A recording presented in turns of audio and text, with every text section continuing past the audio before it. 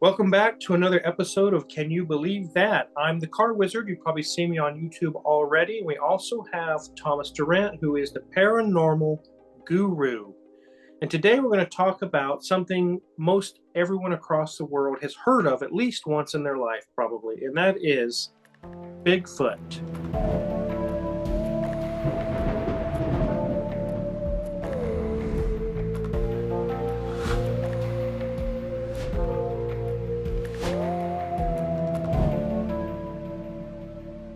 Bigfoot, Sasquatch, Yeti, Yeren. There's all kind of names, aren't there, Tommy? Oh yeah, Skunk Ape. Gotta love the Skunk Ape. Yeah. What exactly is Bigfoot? Is it a primordial ape? Is it a spiritual being? Is it from another planet? I don't know. What do you think, Tommy? I love that you lob the big questions over at me. Yeah. Well, yeah, there's a lot of theories on it. And part of the reason there's all these theories is because it's kind of one of those mysteries that there's always an evolution or a change to it. You've got the people that think it's a pseudo spiritual being because of the fact that they'll go out and they'll follow tracks and then the tracks mysteriously disappear. Hmm. And then there's the people that believe that aliens are tied to the Bigfoot phenomenon. So they're like, oh, maybe it went into a spaceship. I don't know if I believe that. I will No. actually say I was on a show called Unsealed Alien Files and Unsealed Conspiracy Files, and that was one of the things they wanted me to talk about. They said, could you talk to us about how Bigfoot lives in tunnels built by aliens? And being the savvy production person I am, I said, I am using none of those words in a sentence together. Next question. Those So don't go together. yeah, well, some people think they do. And again, not judging, it just, I don't see any clear evidence of that. More so, you have people that believe that this is a cryptozoological creature, which we covered in an entire episode, episode 3, I believe. Hmm. A cryptid is just a creature that may or may not have existed, but it's a physical being creature. So there are people that think, yes, it's probably just, like you said, a derivative of some sort of ape down the way, or, maybe even people talk about it being somehow related to the giant North American sloth from prehistory. Hmm. So are those possibilities? Sure. A lot of people just say it's bear. You're seeing bear. And, I would say yes, except for the fact that there's so many reports where none of it acts like a bear or looks like a bear. I don't know of many grizzlies that abduct people, which is a story we're going to tell you here. Awesome. Yeah, I think with the whole Bigfoot thing, you talk about evolution. Maybe it's a half evolved, maybe an ape that didn't evolve as far as we did, but it's more advanced than just your standard ape. Yeah. Then there's, like you mentioned, the spiritual aspect of it, with people following tracks, like you said, and then the tracks just disappear. And I don't know if I fully believe them, but I was kind of raised with the idea in the spiritual realm. The main goal of evil, Satan and his demons, is to distract you and to pull you away through your entire life just long enough so that when you take your final breath, you will have never turned your eyes to God and never accepted Christ. So that's the goal. It's kind of like a vendetta they have. Sure. And however they go about that, it doesn't matter. They have all the time and resources they could ever want. They could make up all these things, whether it be aliens, Sasquatch, ghosts. They don't care what you believe. They don't even care if you believe in them. Yeah. Just so long as it's not, your attention is not on Jesus, it's on whatever else. That's all they're trying to do. That's the idea that I've heard growing up. But the Bible talks about all kinds of beings and creatures, and there's so many strange beasts in the Bible that I don't believe they were evil. I don't think it was demons. I think that even in Revelation in the Bible, it talks about creatures in heaven that have four faces, or a human body with the face of an eagle, or a bear, or a who knows what's all out there. I've never seen Sasquatch. I never really have known anyone that has seen one.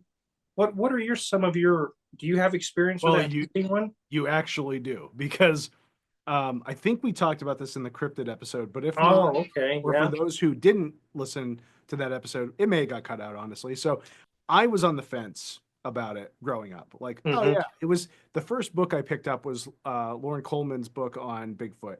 And that was like as a kid, like a child reading this, book about Bigfoot.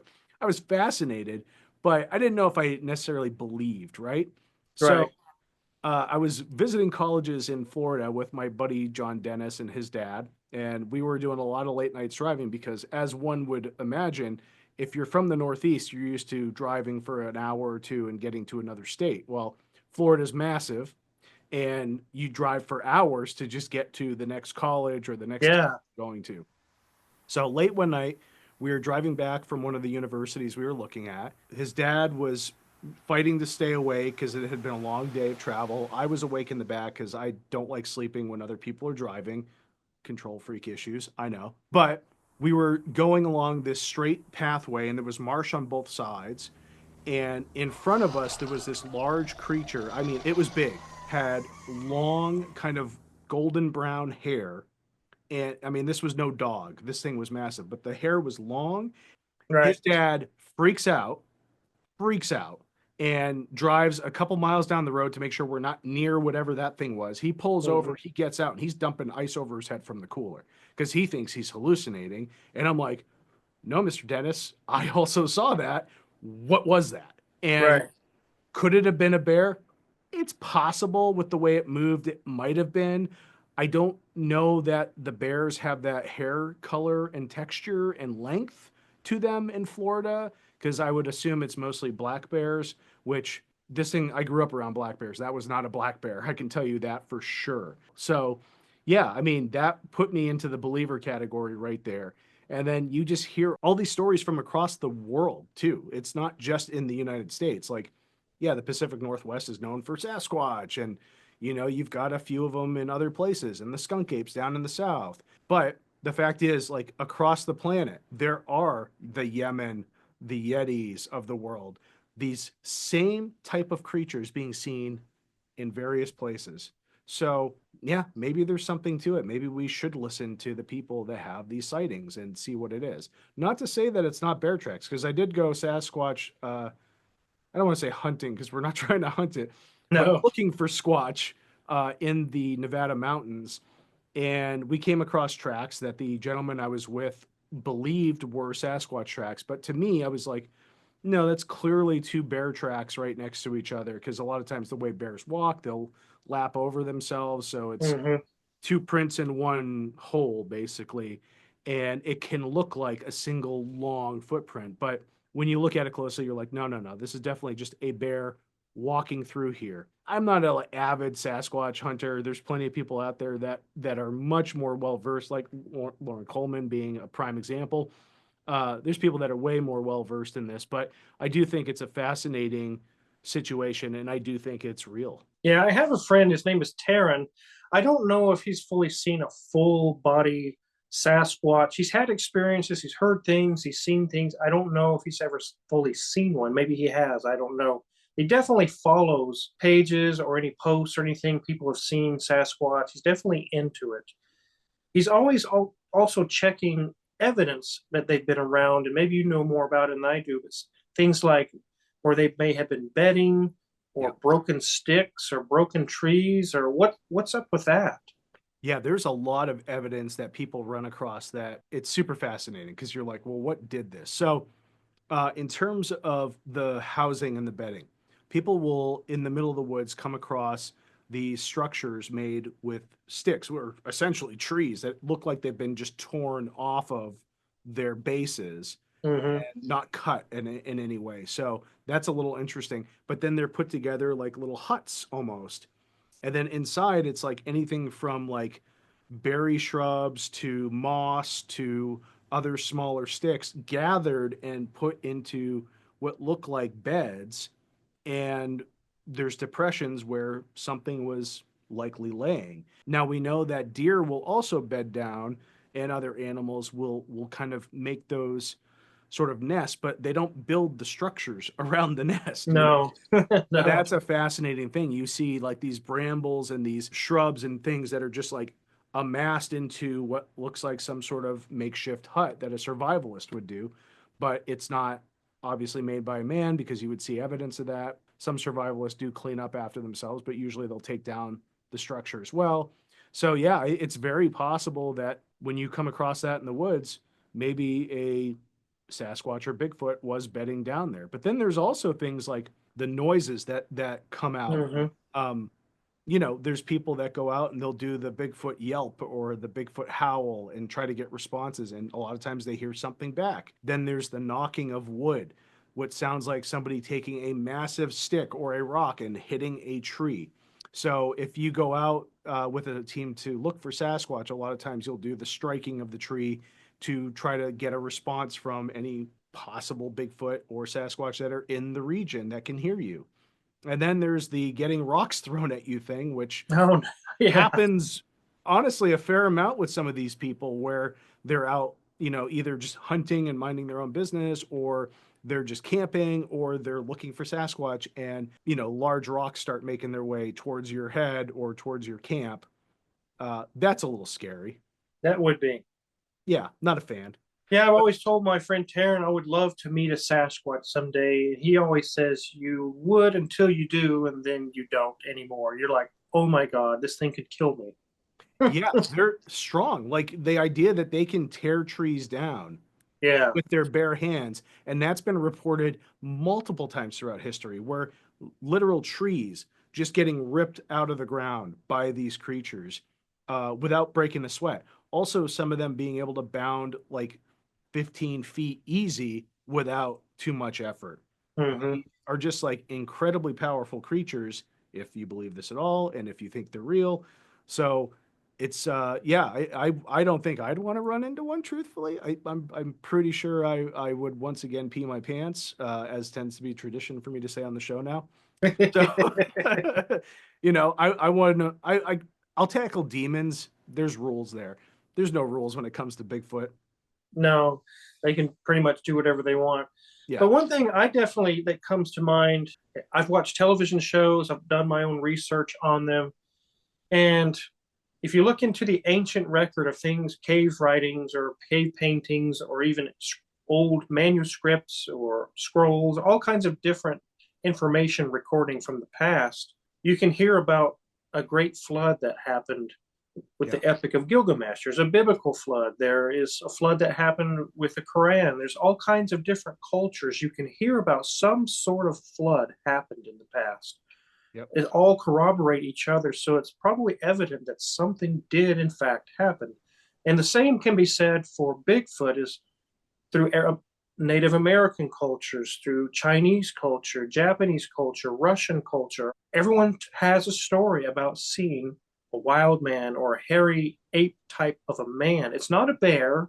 It's not a deer on two legs or something. It's definitely shaped like a person with fur. Yeah, and again, there's just mounting evidence of video being captured. Well, and that brings us to the Patterson-Gimlin film of 1967, October 20th to be correct, and it's near the Bluff Creek area on the California-Oregon border where they were. These are two rodeo guys who were out, and in fact, they were actually trying to make a documentary on Bigfoot. Little did they know they'd actually run into a Bigfoot, but they were out there trying to do recreations. And what caught them off guard is they had seen something moving and it was massive. So they grabbed the film. And if you watch the whole uncut version of the film, you'll see them running up and then trying to get a clean shot. And there, lo and behold, there's a few seconds of footage where this thing, which has now been named Patty because they believe it's a female, and it's, hey, give it a cute name, why not? Right? Patty's walking through frame, kind of looks back over the shoulder, and then just continues swaying because Bigfoots have swagger. That's right, swagger foot. That's right. So that footage has been scrutinized like crazy, even to this day. For a long time, people were just super skeptical, but now people are looking at the footage and they're realizing, oh, that's not just a person in a suit, very likely not a person in a suit. So look, if you scrutinize that film, I honestly can't believe it's anything other than a Bigfoot because with my knowledge of cameras and having started my career using film, whatever it is definitely there. It's in the frame, it's walking through that area, it's sizable, and you don't see the loose, weird bending of a suit, which is typical. Like you buy a suit, even a nice like gorilla suit, there's still weird folds and things that happen. Yeah. Whatever this was, it filled, you could feel the mass of the body just looking at it. Hmm. So I think it's legit. Having watched it, Wizard, what's your take on the Patterson-Gimlin film? You just mentioned the thickness that it had and how it kind of had swagger. To me, it has kind of jokingly, it's the kind of swagger that says, I can pick you up by your throat and throw you 30 feet. Yeah. You can tell that this thing has a muscular structure that, I mean, they talk about apes or maybe it's gorillas have 10 times the strength of a human. They don't even try. They don't work out. They don't lift weights. It's just their normal living builds that kind of strength. And this thing is even bigger than that. It Yep. could have possibly 20 or 30 times the strength that we do. It could probably break your neck in half without even trying very hard. With knowing that it has that kind of strength, can you imagine, Tommy, you're going through a hike by yourself through the woods, and 50 feet in front of you, you see a set of eyes looking at you. They're like dark colored, with a little fur around it, and they're wide apart because it's a large creature. It's just looking at you. What do you do? I should have worn my yellow pants. I You're mean, gonna honestly, pee your pants again?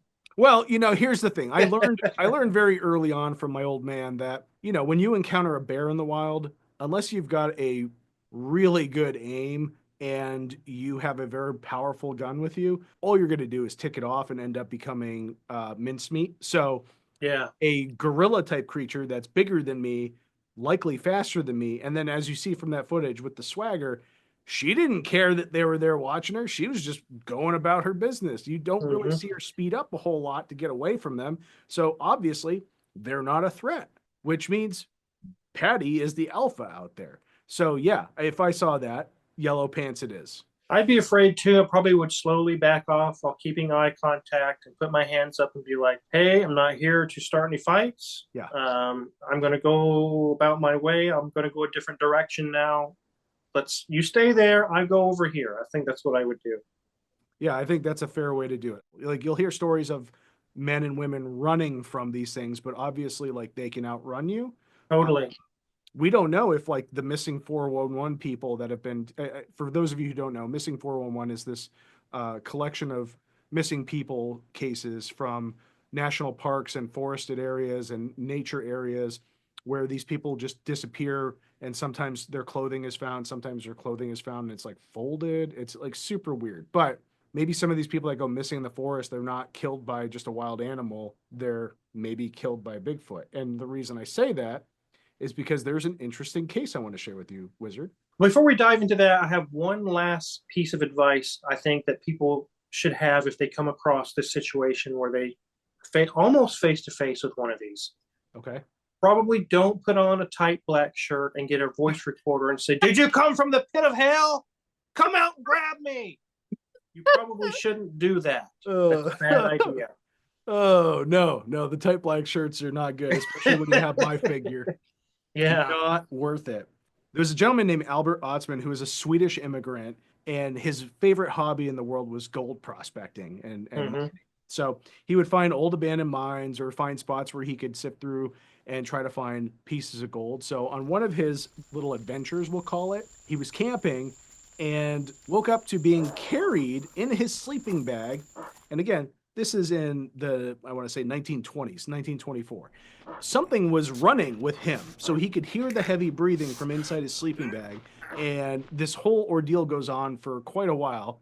And when he's released from the clutches of this thing, he's in a canyon and he's greeted by four Sasquatch or Bigfoot, Four of them. four of them. And he kind of made the determination that it was a family unit.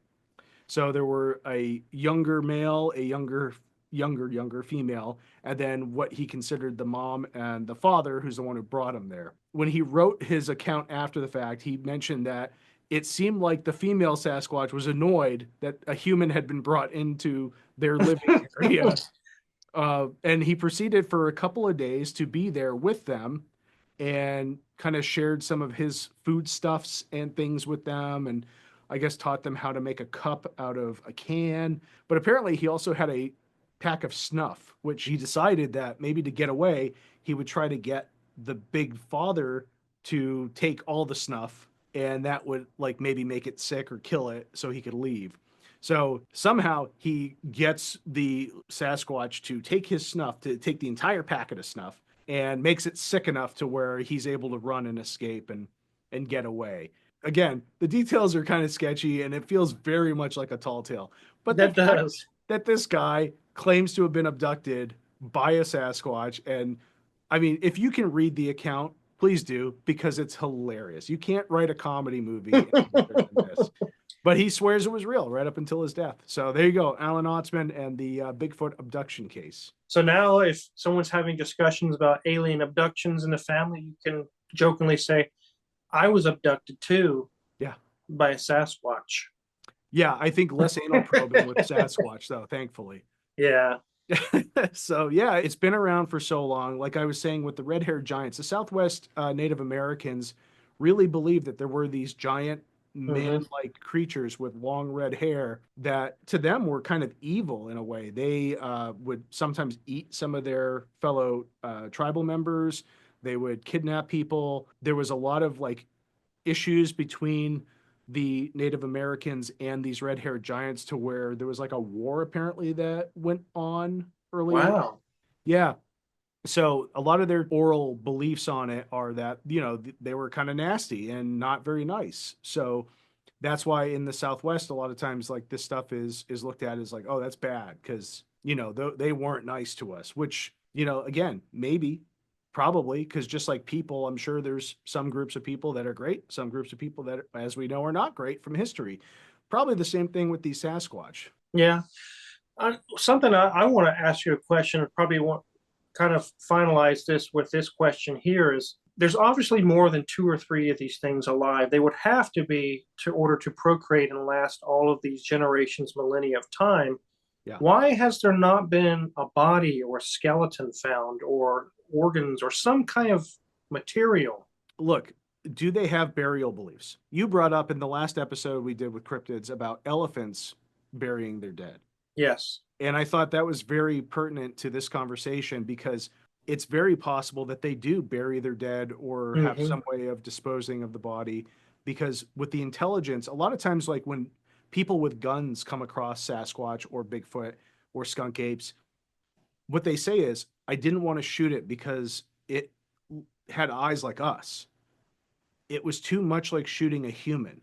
Hmm. So if that's the case, then maybe, like Alan Otzman said, there's families of these things that are out there and they actually love each other. And there's this whole dynamic that we don't know about because we don't see into it. Could they bury their dead? Yeah, it's possible. Is it also possible that, we just, because they're so rare, aren't finding their skeletons all the time? I think that's just as likely with Yeah. like the red wolves on the East Coast and the Mexican gray wolves in the Southwest. They're small populations, like two, three, 400. And for the Mexican gray wolves, there's breeding programs that keep the genetic pool more diverse. But with the red wolves, it's kind of like they're just fending for themselves now out there. But doesn't mean they're not still alive. They're just a very small population. The chances of you seeing one are incredibly slim. Well, obviously, I think it's the same with these Bigfoot. We have creatures that are out there that it's incredibly rare to see, but sometimes people do see them or get video of them. Yeah. And if say let's say on a global scale, there's 10,000 of these things alive. Here as humans, there's supposedly about 8 billion of us alive now. But even with 8 billion humans or more alive right now, you could walk through a forest for 20 miles in any direction. You wouldn't find a human skeleton. And if you did, it's because of there's so many of us then that raise the probability of finding one, but you very likely would not. Exactly. Exactly. I think, like everything we say on this channel, it's best to have an open mind and not to belittle people's experiences. It's very easy to say, oh, no, no, no, you saw a bear or you saw this or you saw that. Again, I grew up around black bear. I know what they look like. What we saw in front of that car in Florida was not a black bear. It was not a brown bear. I'm pretty Mm-hmm. certain. It was something with long golden locks of hair, but it was massive, massive and solid too. I mean, absolutely Yeah. solid. So, yeah, I saw something. I can't explain it, but I also not jumping to say it was Skunk Ape, but it probably was because it's the more likely scenario out of all the things. But in the comments, I'm sure you all tell me I'm wrong because we've got a habit of that going now. So go ahead. Yeah. It doesn't offend me. So just write it in the comments. We're gonna read it. We may like it. We may respond, but we read everything. Let us know what you guys think about all this in the comments, and maybe there's some questions you have you'd like to have the answer to it. Just like here in a little bit, we're going to read some questions from you guys. We do that. We read your comments, and sometimes we bring them on the show. And we're just as interested in learning about these things as you are. We all learn together. So I'm curious, Tommy, Yes. Do we have any questions for today? We do. We have some questions, and they're actually related to the Bigfoot phenomenon, which is kind of nice because Oh, good. normally we don't have that luxury nowadays. But you guys have all been so good about putting questions up that we got it. So Norville Rogers Norville 8 asks us, could Bigfoot be Cain? For he was condemned to roam the earth until the end of times. Wizard, what's your take on that? Cain, I don't think he was a hairy beast or had the look appearance of an ape or anything like that. I wouldn't think so. But here's another thing that's interesting in the Bible. With that story of Cain and Abel. Mm-hmm. Cain kills Abel. Yep. God banishes Cain and says, I'm banishing you to the land, I think it's called Uz, or some weird name like that. I'm going to put a mark on your forehead so they won't kill you. So as a Christian, I'm like, I hear the screeching tires in my head. Like, wait a minute here. What other people? Yeah. There's supposed to be Adam and Eve and Cain and Abel at this point. Where are these other people? What if this was a race of genetically different people? So there's some possibility there, but is it specifically Cain? I would say probably not. Yeah, I know that there's some non-canonical, canonical. You know what I mean? Non-canon biblical stories about Cain actually becoming disfigured after too. I think that ties more into like the whole idea of Cain and then eventually meeting up with Lilith and the Lilith becoming the she demon. Again, non-canon, canonical. Anyway, non-canon story. But I don't know if you had heard that, Wizard, or not.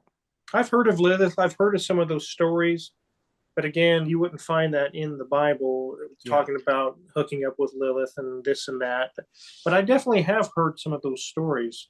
I mean, can you picture Bigfoot hooking up with a demon, a succubus demon? That's they would have some really strange babies. Yeah.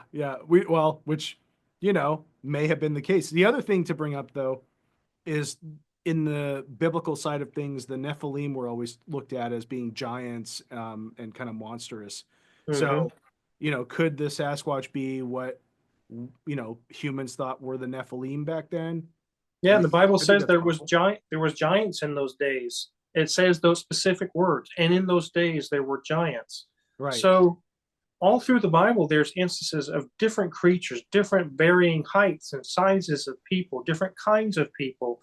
So I bet to go and say Sasquatch is a fable or a lie or it's not real, I won't go that far. I think it's very likely, very plausible that Sasquatch exists. Yeah, I mean, who knew? Who knows? Maybe Goliath was actually a red-haired giant. It could have been. Who knows? That's what we get to do here. We get to postulate and speculate all we want because it's YouTube. So, yay! Yay! Okay, next question. Buzz Crush Trend Kill asks, populations would have had to be in the tens of thousands for it to not inbreed. I guess to not be inbred. Mm-hmm. And with cameras everywhere now and on every person, Bigfoot would no longer be a myth.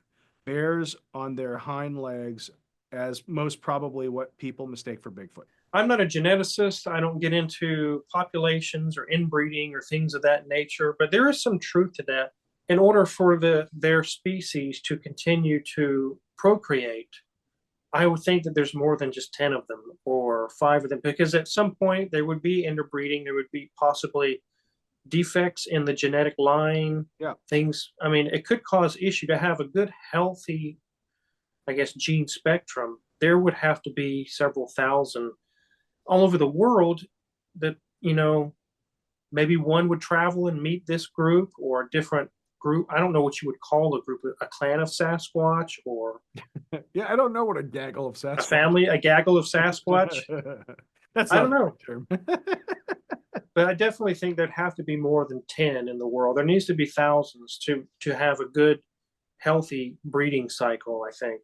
Yeah, I would agree with that. So I was working on a personal pet project documentary called Freedom of the Pack. And that was why I brought up the red wolves and Mexican gray wolves earlier, because it was a documentary on wolf conservation. And one of the things I learned is like, yeah, you need thousands of animals to have a viable breeding population.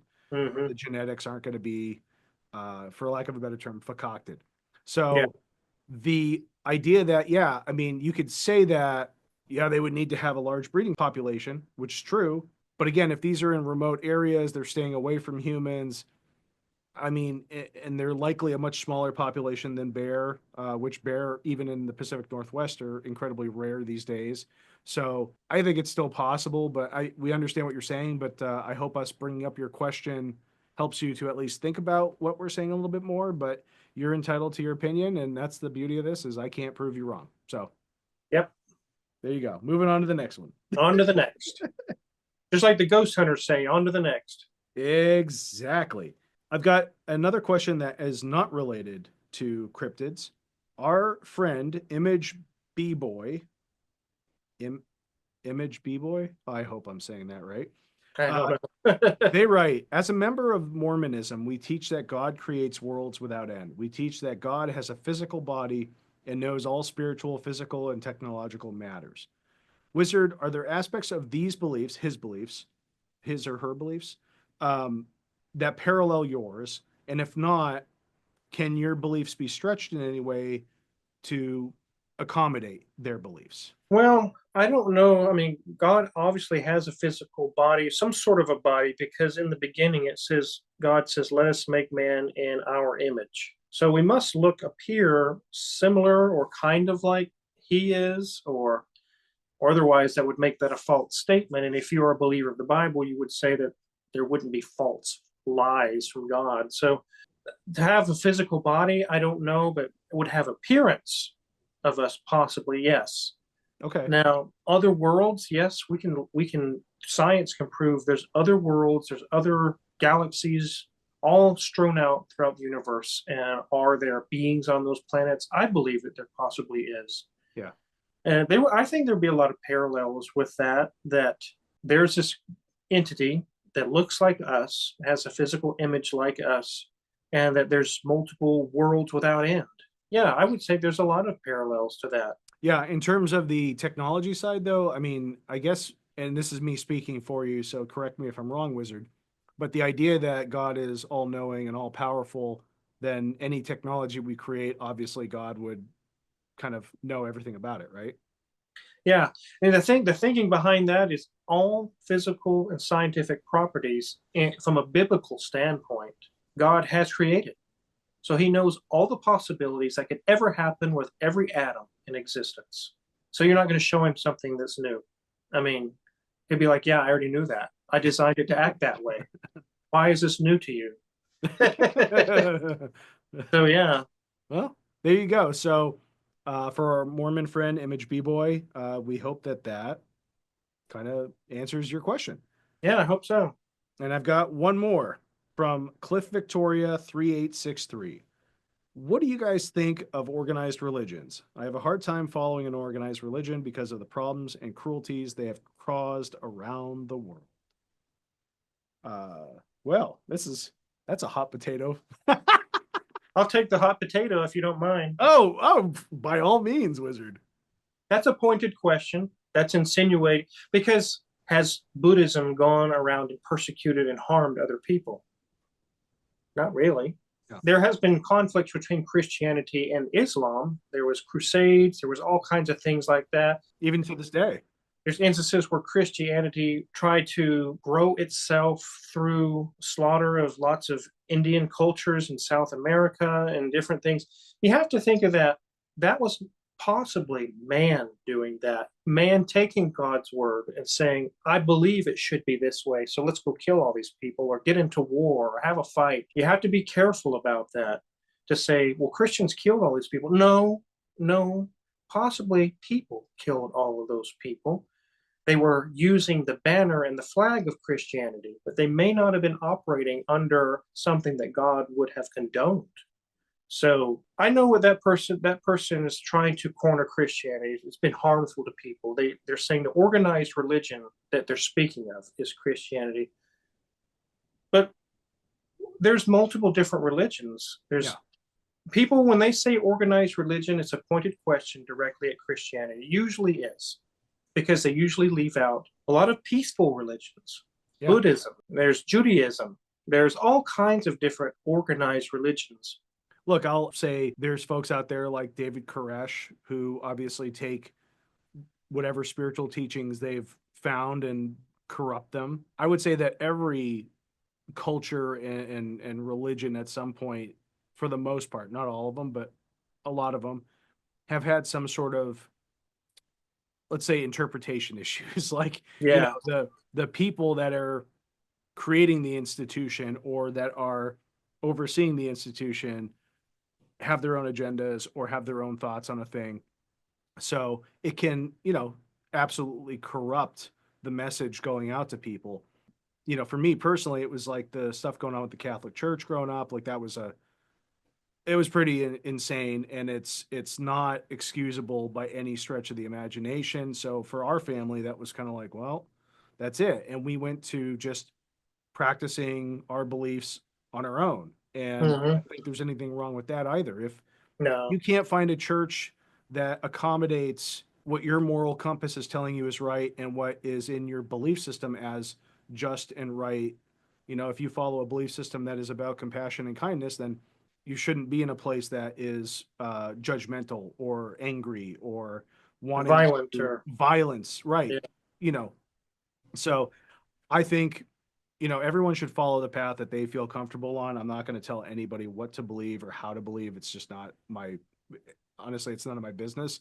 But I think if you have a problem with organized religion, then follow something that is more suited for you. Or maybe it's important that you get into the institution and try to change it from within if you can.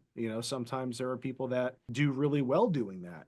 So maybe a specific church is problematic because they're, looking down on people or things aren't being run right. Well, can you make change on that? And I'll add to that too. People can operate under the flag of a certain religion, but never are truly following what that religion was about. And you could say, well, that religion's a bunch of garbage because they did this, when it wasn't the religion that did it. It was the people that took it in their hands and misused it. Yeah. So here's a question. Who killed Jesus? Well, that's another loaded question, right? Was it the Romans who actually crucified him, or was it the Jewish aristocracy that kind of condemned him as well? It was the parent religion, Judaism, the laws of Moses, God's original religion. People had taken that and twisted it. Even Jesus called the Pharisees, "You are a den of vipers. You are no longer followers of God. You are evil." Those people killed Jesus, but they were under the flag of God. Does that mean they're all terrible? No, they were misusing that flag. When people are involved, there's always the ability to be fallible. Yeah, that's how that goes. So that answers that question for them. Are organized religions are groups of people. Are they following that religion properly? Possibly not. They may be completely misusing it and abusing it to use it to bend and will their power in the world. Yeah. So the idea is don't join something and get morally corrupt. So Yeah, there's your takeaway, folks. that was a really cool episode about Bigfoot. I learned several things from you, Tommy, today about that I didn't know. And hopefully, you guys out there learned some things from us that you didn't know. I would like to see one. I would like to view one. But at the same time, like my friend Terrence says, it probably wouldn't be a good idea to be in the presence of one. It may not turn out very good. Yeah, not really. I have two friends, Zach Hall, who's a production gentleman that I've worked with for many years, and Josh McHale. They both were on Expedition Bigfoot. So I don't know if Josh will ever go out with us, but Zach definitely wants to take us looking for Sasquatch. So if you want to see one, Wizard, I think I can hook that up. Now, if we can get this channel big enough and have a little bit of revenue stream from it, we can use that to get us out to a place so we can go with our buddy Zach and look for Sasquatch and then share it with you. Yes, we're definitely looking forward to that. Again, let us know in the comments if you have questions. Looks like we went over some of those questions and answer them for you. And if you got ideas for episodes you'd like to see in the future, definitely let us know about those. And don't forget to hit the subscribe button here, and also tell all your friends, all the people that are into these types of topics. Send them a link to our channel. Let them know that we can all come together. We can discuss this without fighting, without arguing, no name calling, no putting people in a box or putting them in the corner. We can learn from each other. So definitely hit the subscribe button for more of that. Yeah, and for more of us. I mean, we'd love to be here for you guys for the foreseeable future. So if you like what we're doing, share us around, talk us up to people, and keep spreading the good word. And again, any information, any stories you have, drop them in the comments. We love reading them. We're going to keep reading them, and we're going to keep making these episodes for you, as well as for us, because it's fun. It is fun. Very fun. See you guys in the next episode. Thanks for watching. Bye, everybody. Why do I do that? Stop it, hands.